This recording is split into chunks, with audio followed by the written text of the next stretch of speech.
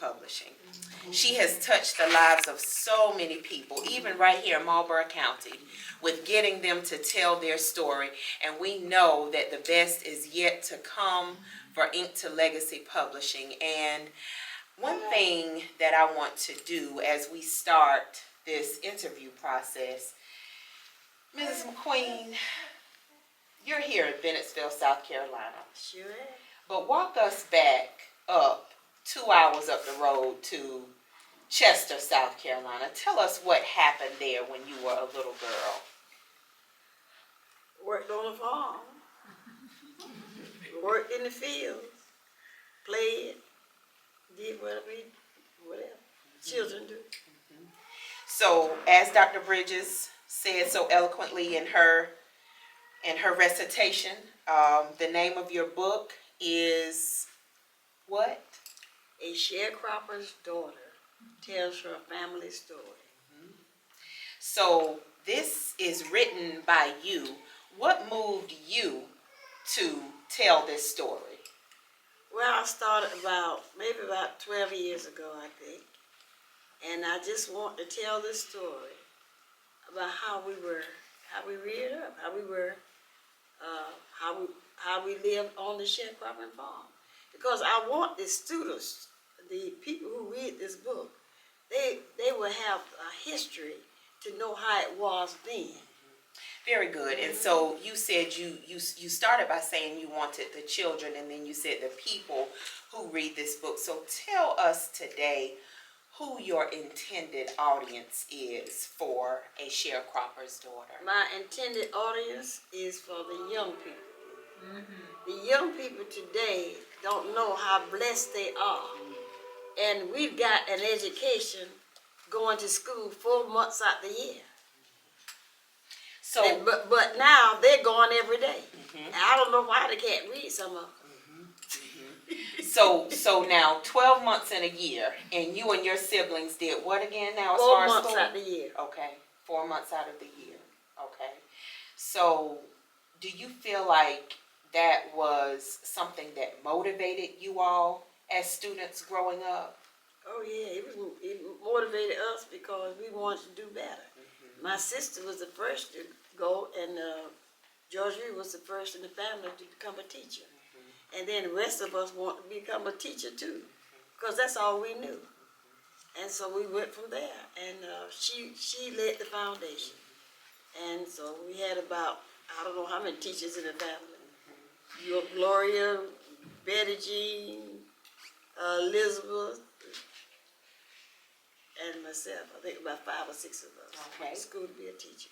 Now, you have several special guests here with you today, but there are 2 young ladies on the front row. Can you tell us who they are and what they mean to you? They are Dr. Sheila. I call her Dr. Sheila. She used to be principal of the school and so forth. She is my brother's, he's deceased now, daughter. And they surprised me today because she called and she said, "Oh, congratulations, Aunt Dot." She didn't tell me she was coming. and that's Gwendolyn, also they're siblings, sisters and brothers.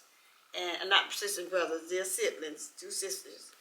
And they came, I was so glad to see them. But they don't know how it was because they were small. But they know now. When they read the book, they know now. Yeah. So how many siblings are represented by this book? Who all did you grow up with as far as your siblings? How many of you all was it? You mean the children? Not the older. Ambrose, Betty, Gloria, and myself. Okay. So in total, how many? A total of how many that I grew up with? Brothers and sisters, yes. Ambrose, Betty Jean, Gloria, and myself. Francis,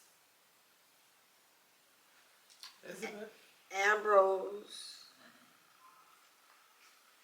Because when I was a child, Ambrose was 10 years old, And when we went to take piano lessons, we had to walk. So Mama sent him with us so we, with anybody bother us. But I think Ambrose is living. All these siblings are dead except 4 of us. Ambrose is still living. Ambrose is 91. He's 91. Betty Jean, she's 84 or 83. I'm 81, and Gloria is 70. Praise God. We are the 4 living. We are the 4 surviving siblings of the family. We have many nieces and nephews, and I was so proud of our nieces and nephews because they, I guess it ran in the family. They just went on and got their education too. So I guess we just pushed it. We just pushed it in the family. So, Mrs. McQueen, it was a total of 13 of you all. Yeah, 13. And your parents' names, again, are? Alberta. My mother's name was Alberta Scott Mobley Jackson. I don't know how she got that Scott in there, but that's what it was. And my father's name was George Washington Jackson. Praise God. Okay, so now with the names, there's an interesting narration in the book that you share about how you all got your names. Please share with the audience about how you all got your names. Well, I learned it later on in life. The owners of the sharecropper farm, the people who owned the land, they named us. Because Mama and Papa, we were having children. They didn't have any names. They didn't have the education that the people have now. Young people now, they have all of these African names and all that. But all of us were named by the owners. They named us. I was named Dorothy Lamore after the white movie star. And one of my sisters, Rebecca, Mary Rebecca, Betty Jean Rebecca. Betty Jean said she can't stand that. Rebecca is the name of one of the owner's sisters. She was Rebecca. And Frances Virginia, that's one of them. Mary Elizabeth had a brother's name, Christopher Columbus. You know about him. Yeah. Christopher Columbus, I know he didn't do a good job.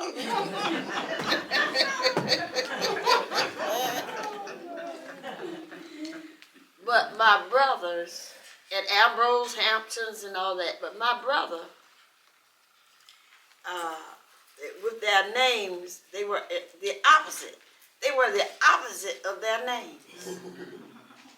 You see, my brother Christopher Columbus, you know what Christopher Columbus is, you don't know about that. He was a contractor, a builder. So they went on and did something for themselves. And it goes to show, and I want people to know about that when they read that book, that you don't have to stay there. You don't have to stay there. Because I'm familiar with flies. I think that was in the book.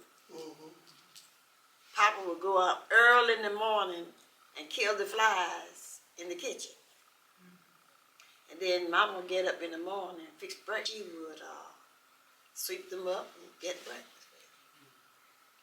Because we had all the chickens out in the backyard. They had the hog pens back there. So what you expect? What get flies? But we survived. And during the time I wrote that book, I cried a lot. But there were some happy tears because I think about where we were and where we are today. And that's a great time for another break. So y'all get your numbers out. Get your numbers out. And we're going to let our honoree pick a number. Several door prizes over there. 21. 21. Anybody have 21? Okay. And after we do our door prizes, we're going to have some questions from the audience. So you all start thinking of what you would like to ask our author today about the book, or just anything that moves you. We're going to have a few questions from the audience. 20. All right. Woo! On the side of the table over here.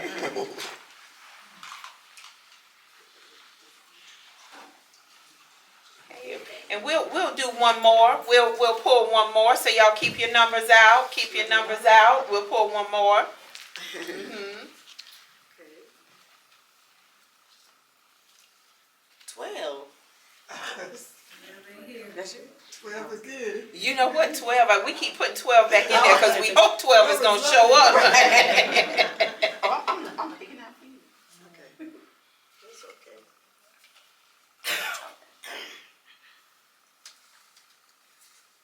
9. All right. She used to be my neighbor. Yay! And she's here because we got along. We were neighbors. We looked out for each other. Yes, we did. It makes a difference too. It does. It We really love does. thy neighbor. Yeah. Love thy neighbor. And she's showing love as everyone is today by being here to support Yeah. you on this grand occasion. Yeah. This grand occasion. The launching and the book talk for A Sharecropper's Daughter tells her story, written by Dorothy Jackson McQueen. And if any of you took French, l'amour means what? Love. So they did good with that one. They did good with that one, the Sharecroppers did. Okay, so let's field some questions from the audience. What would you all like to know from our author or about the book? How many people here did you teach?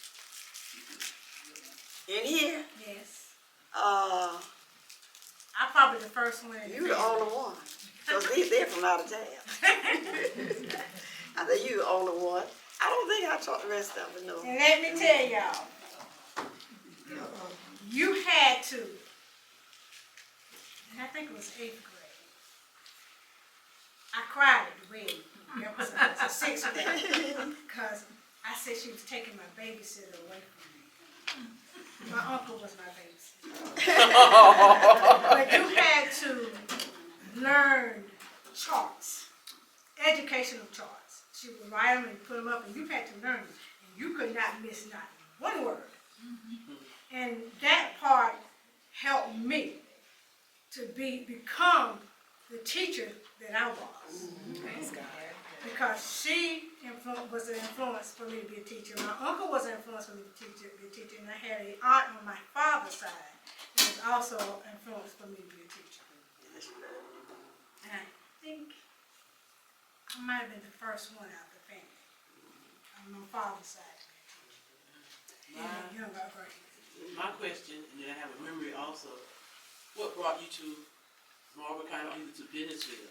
But my memory is, my first real good memory of you is, I was at Murkison Building, and I was coming from band practice, and somebody hit me in the back of my head for whatever reason. And I turned around and I took my instrument case and tried to knock them out. You came and got me and took me to your class because I was crying. And you helped me dry up my tears and got straight and went on back to class. I don't know whether you remember that, but No, I don't. your class was at the top of the stairs. Yeah, okay. My question again is, what brought you to Marlboro County or to Bennettsville? Well, Mr. Floyd Walker was the principal at the high school. And I had a sister, Frances, who's deceased. She taught in Cloud for, I think, a couple of years. And so she knew Mr. Walker. So he came, he I don't know how he got in touch with me, but somebody told him about Francis. So he came and contacted them and asked them did they have a teacher. He needed a teacher. So then he hired me. And that's how I came in. And I met your uncle. My babysitter. I met him. And I met him in October. We became engaged in December, got married next November. And he was a wonderful person. I couldn't have found anything better than him. So, tell us what type of, in the book you talk about time that y'all didn't have a lot of leisure time. What are some things you guys did for fun and play? And tell us a little bit about It's that. in the book. I know you tell Okay. us.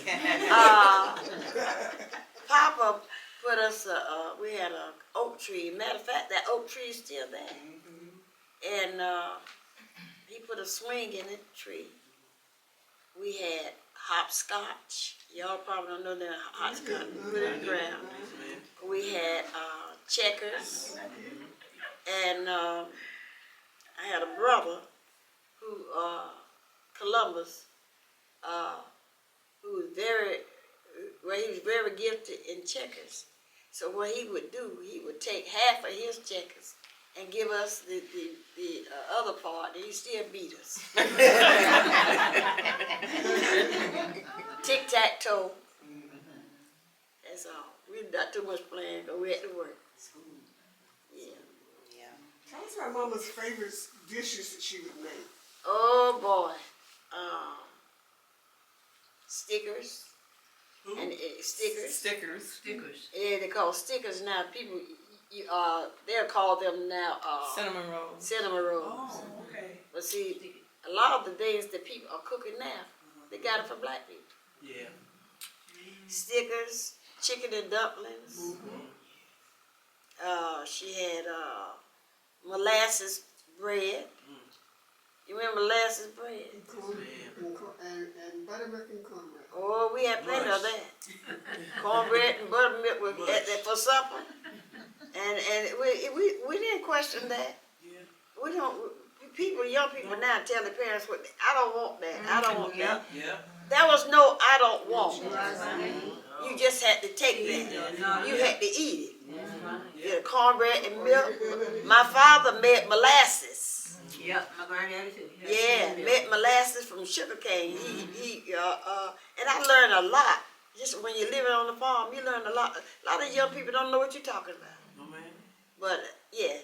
So how about with illnesses, because I know there was not as many vaccinations, when you all were young and were very young.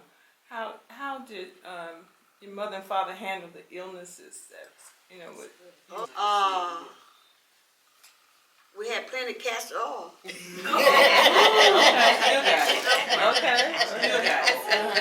And I gave my children castor oil. They told me, I told Jackson, I said, you all take some castor oil. He said, Mama, I'll die before I take castor oil. We had plenty of that. My children got it. We had to do something, to stay alive. Onions. Yeah. You get a fever.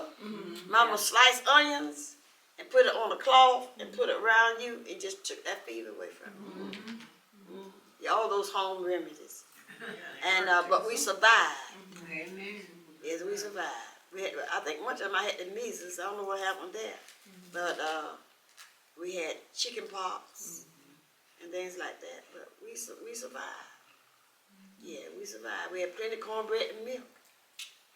And molasses and fatback meat. Can't eat that fatback meat now because it'll give you cholesterol. But we ran ours off. But that's what that book reminds us of. What happened to us? But we survived. I remember one time with Mama's in the book, when Papa said, all my brothers had gone, because when they got grown, they left, which I don't blame them. And they start working in town and all. And so Papa said, y'all got to stay here. See, when he had the plow and the mule, and he was getting ready to plant the seeds for the cotton. So he had to have somebody to have those seeds ready when he came by. So he told us, 4 of us, so y'all got to stay on Glory to this day because she was afraid of worms, so she never did. She was never part of the work. But Betty Jean and myself, he said, y'all got to stay tonight from school today because we need to put this, he had to have those seeds ready when he going down there. He had to get that field done. And we started crying. Oh, Doctor, you mentioned something, you had 13 sisters and brothers.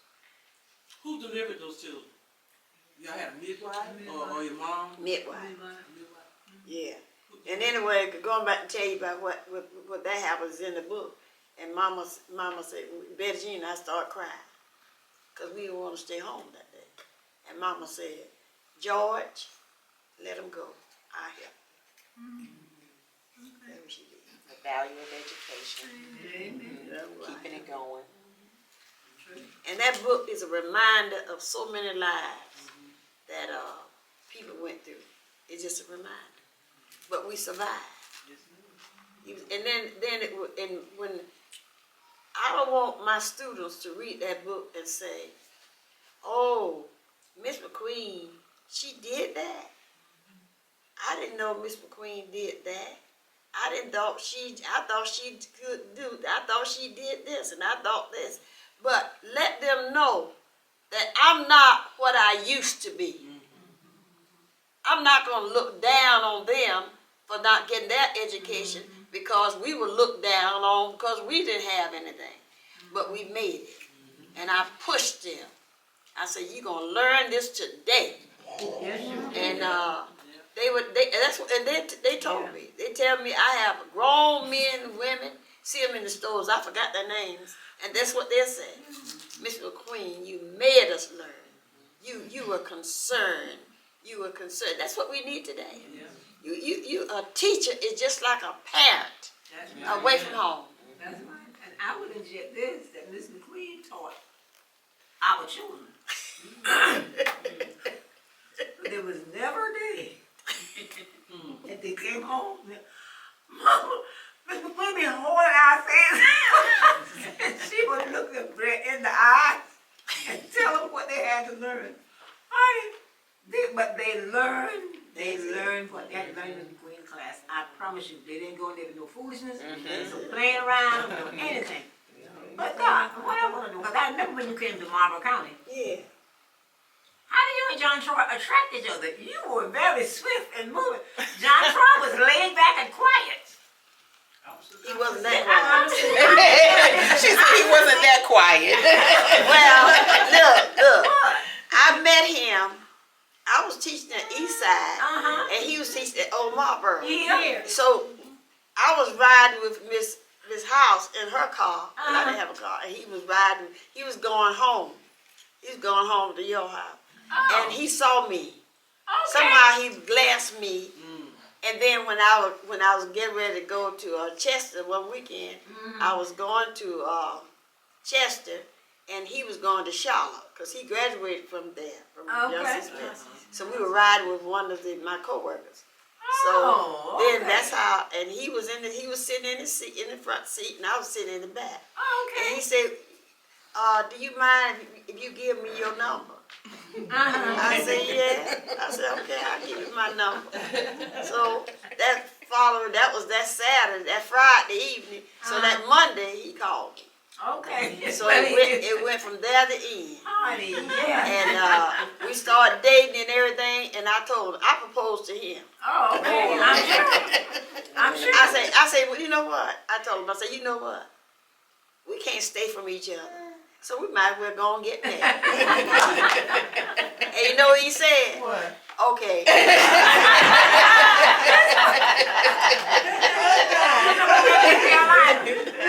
I did. You remember this man in Carolina? Yeah.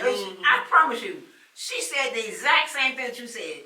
She said, no, she said, as quiet as John Troy was, she said John Troy couldn't propose to her.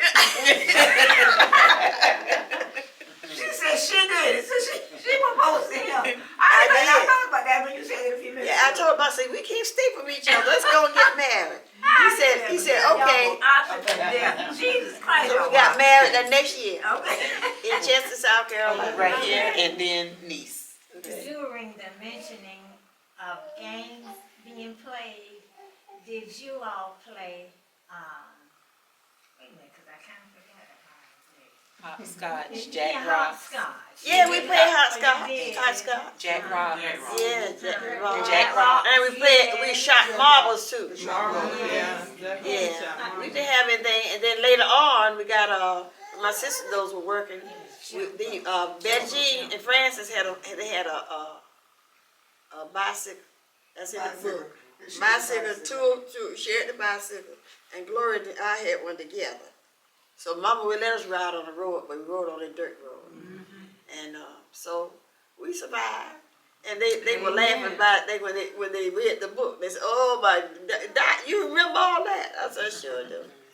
But we survived. We really did. I think the book is going to help a lot of people. But my children are very excited about it. Oh, good. Ambrose, the young ones that's living now, and he said, my goodness. But I didn't have enough illustrators like I wanted. See, all those farm equipments were done manually. We didn't have any machines then. They had to do all that, up and down the road. My papa just plowed up and down the road, up and down the road. That's how we live. And the history should be told. Yeah. They need to know that. These young people need to know what we went through. And it really, it was another form of slavery. Sharecropping. That's what I wanted to ask. So I know one of the common themes that I hear my generation talking about is that we don't hear some of the really hard things that you all dealt with. We hear about the hard life you had to lead because of the just to live day to day.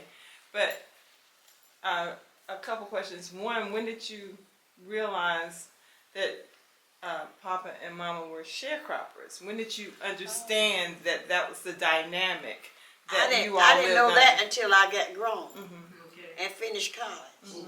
That's what we didn't know any better. We were that was a form of slavery. I didn't know we were sharecroppers until I finished school and learned. That's what it was. It's another form of slavery. But we never got out of debt. But finally, my father did. After about 25 years, they did get a little Social Security. After the other people had died, they paid in for my mama and papa to get Social Security. I think they get maybe about $100 together. But Mama didn't live long for it, but Papa got that. But you knew that. So you mentioned how you all knew that it was time for them they would have to move and leave that place where I they didn't were. know that. I didn't know that until my brother told me. Two of my brothers went and bought a lot, bought some land, and he said it took them a year to pay for it. And then they said that they want to build Mama and Papa a house so that one day they wouldn't have any place to go. And they wouldn't. After you work for a man more than half a century, that's why that is alluded. It's to my father and mother. Over a half a century, you're going to work for somebody. And you don't have anywhere to go. Did you ever? I apologize because of course we have all these questions as a family. But did you see the owners of the land come and like collect their money and no. food? What did they do? My father, they took everything up there to them. They took it to them. My sister worked for them for about 15 years. And I think she said 15 years, my sister Elizabeth worked for them. And she left there and went to college. But, She worked in the house?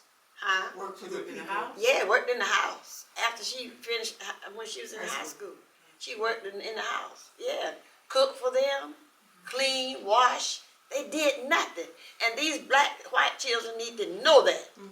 They need to know that history. That's And right. Mama did ironing for these people, we didn't have any electricity at that time. So she used the fire irons, put the fire irons on the and iron those people's clothes, wash their clothes. What in the world were they doing? But they paid her for Nothing. that. $2. But $2, glad that was good. It was nothing. It's better than nothing. She said, was it $2 a day or $2? No, $2 for the washing and the iron. Oh, just for all that. Per they did. chore. All of Yeah. it. Each time they did. And then with the quilts, when my mama did quilts, there's a white lady that did a lot of sewing in the community. So mama got all the her straps, and that's how she made the quilt. We didn't have a sewing machine at that time, so she used her hand. Did it by hand. Yeah, did it by hand. And the nieces and nephews, boy, they just excited about that book. Speaking of quilting, Ms. McQueen. Yeah, that's quilt. And that was the one that she had a hard time with. I told her, I said, I want it done, I drew it. I said, I wanted to show Mama quilting. And she, during the wintertime, she quilted. And that's what we had. And y'all don't understand now, y'all have mattresses. We didn't have mattresses. We used the straw from the field. After Papa had made the straw, we had straw, call them ticks. And that was our mattress. I don't know, you remember that, Miss? Yes, I'm waiting. I have a few more other questions. I'm telling you. So interesting. Did you find it somewhat difficult trying to prime the pump, to pump water? Could you learn to prime the pump easily? Well, Water? I don't know, I don't remember that, but I do remember the well. We had a well first, and after we had the well, we had the pump. But I don't remember that by prime. I know we had a pump after we got the well.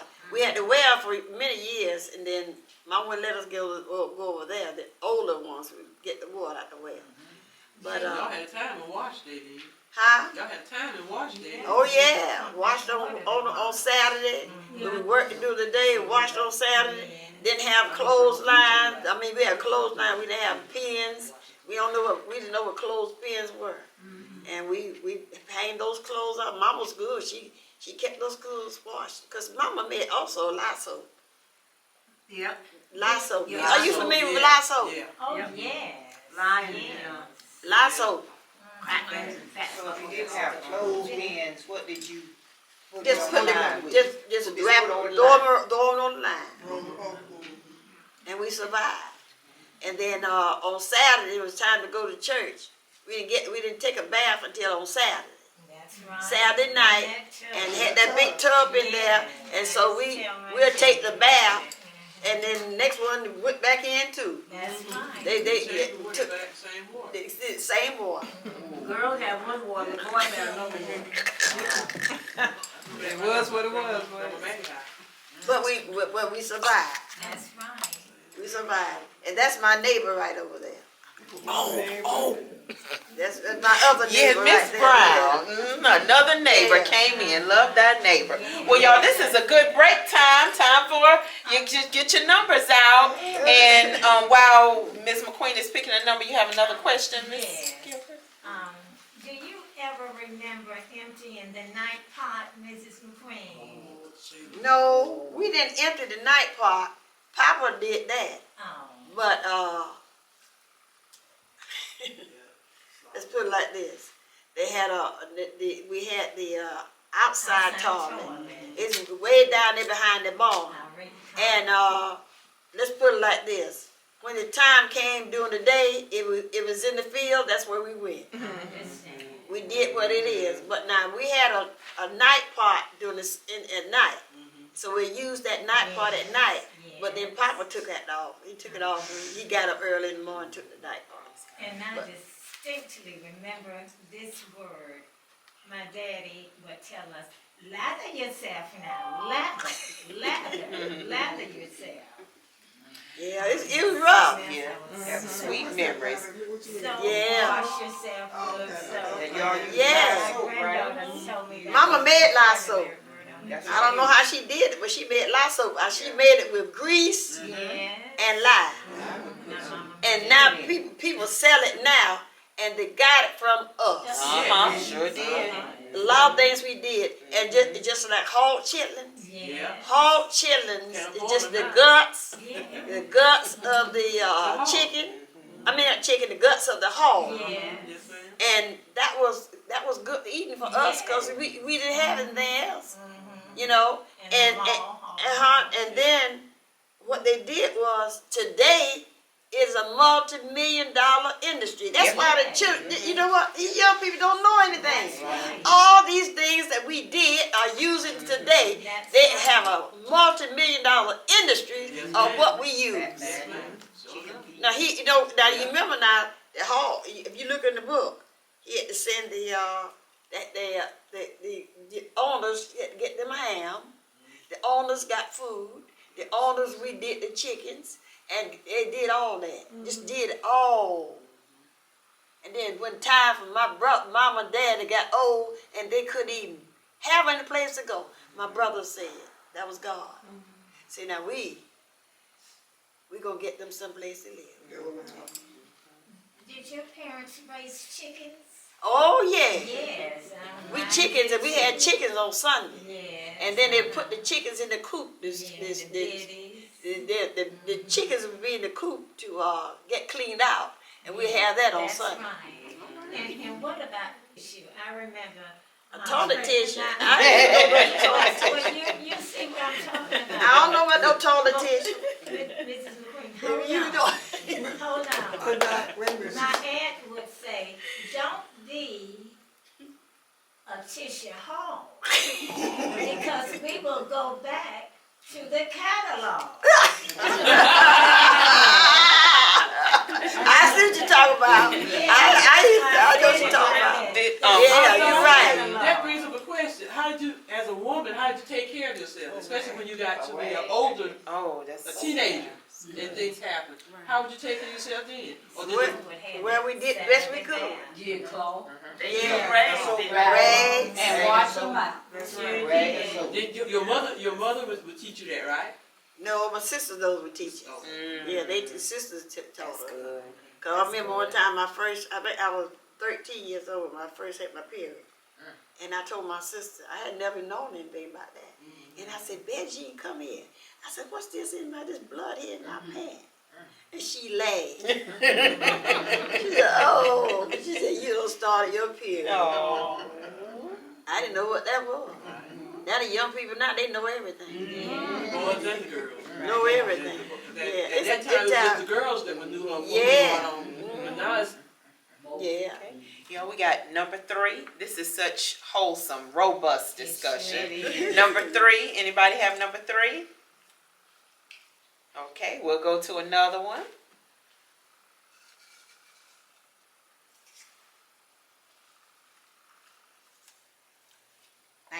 Nineteen.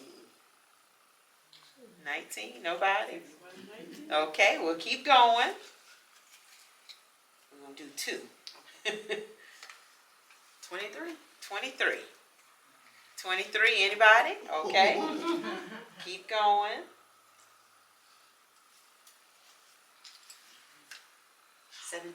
17. Okay.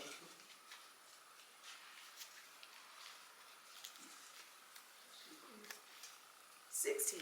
Yay! Okay, Niecy Pooh going to get her gift. Okay, and we'll put one more. One more. Let's see. I want to try to get a group picture of everybody left too. That'll be really good. Yeah. Oh, yay. 11. 11. Okay.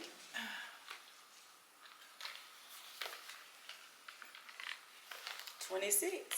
All right. Yeah. Waiting for that. So you want to go get you a gift? Let me bring it back. I should get it now. From off the side of the table.